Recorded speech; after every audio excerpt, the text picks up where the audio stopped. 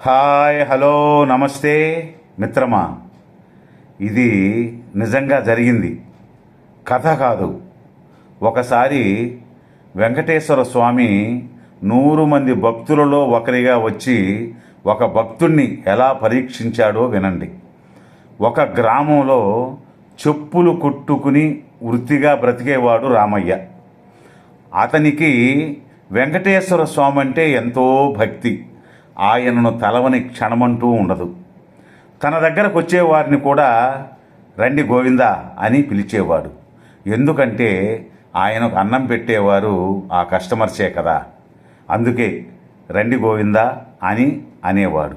కానీ ఆయన సంపాదన తిరుమలకెళ్ళే స్వామిని దర్శించుకోవాలంటే చాలే పరిస్థితి కాదు. ఆయనకేమో ఒకసారైనా జీవితంలో వెళ్ళాలని కోరిక. అలా బాధపడుతూ ఉండేవాడు. కానీ ఆ స్వామి మీద భక్తితో ప్రతిరోజు తిరుమలకెళ్ళే వారిలో ఒక్కరికైనా భోజనం పెట్టేవాడు. స్వామి సర్వాంతర్యామి కదా. ఆయన దగ్గరకు వచ్చే వాళ్ళనే కాదు, ఆయనను తలుచుకునే వాళ్ళకు కూడా కోరికలు నెరవేర్చే కలియుగ దైవం. ఒక రోజున ఆ చెప్పులు కుట్టుకునే రామయ్యను పరీక్షించాలని చిరిగిపోయిన బట్టలతో భిక్షగాని రూపంలో అతని దగ్గరకెళ్ళి తెగిపోయిన తన పాదరక్షలను కుట్టించుకొని రామయ్యతో, స్వామివారు, అయ్యా, నేనొక పేదవాణ్ణి, నీకు తగినంత డబ్బులిచ్చేంత స్తోమత నాకు లేదు. కానీ ఈ చెప్పులు లేకుండా నేను ప్రయాణించలేకున్నాను. మీ పరిస్థితి నాకు అర్థమైంది స్వామి, మీ దగ్గర ఎంత ఉంటే అంత ఇవ్వండి అని అంటాడు రామయ్య.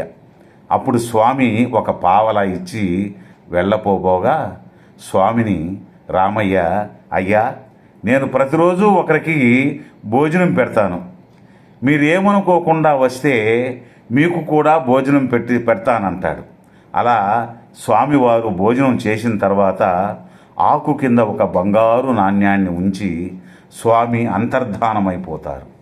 ఆ చెప్పులు కుట్టుకునే రామయ్యకు అర్థమవుతుంది, వచ్చింది భిక్షగాడు కాదు, ఆయన రూపంలో ఉన్న ఆ వెంకటేశ్వర స్వామిని. ఆ రోజు నుండి రామయ్య ప్రతిరోజు తిరుపతికి వెళ్ళే వారికి 100 మందికి భోజనం పెట్టడం అలవాటు చేసుకున్నాడు. ఆ 100 మందిలో ఒకరిగా స్వామివారు ప్రతిరోజు వచ్చి భోజనం చేసి ఆకు కింద ఎప్పటిలాగే ఒక బంగారు నాణెం ఉంచి వెళుతుండేవాడు.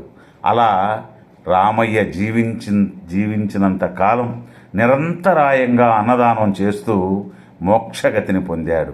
విన్నారుగా స్వామివారి కరుణా కటాక్షం. ధన్యవాదాలు. రేపు ఒక మంచి వీడియోతో కలుసుకుందాం మిత్రులారా. జై హింద్.